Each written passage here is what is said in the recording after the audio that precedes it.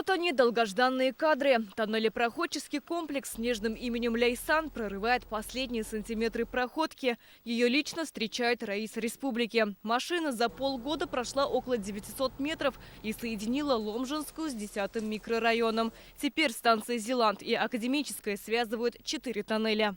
Тоннели для казанского метрополитена роют с помощью вот таких двух гигантских машинных комплексов. Рабочие ласково называют их Ляйсан и Айсылу. Каждая техника весит порядка 600 тонн и в месяц проходит около 250 метров. Машины импортные, они куплены у нас уже довольно-таки давно.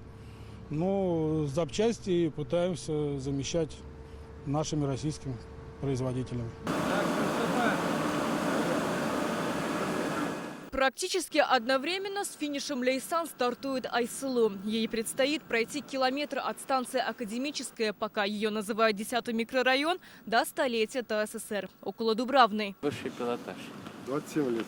Да. И ты наши грунты посмотри какие. Очень сложно. Ладно, Спасибо. давай, гордимся вами.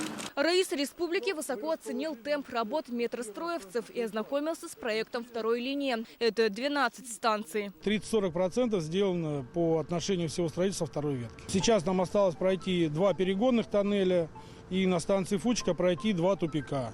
По тоннелям второй линии все тоннели будут готовы. Открытие новых станций казанцы ждут. По данным Метроэлектротранса, в прошлом году подземкой воспользовались более 35,5 миллионов человек. Это около 130 тысяч пассажиров в день. Ждем, наверное, чтобы быстрее дороги все открыть, чтобы пробок не было.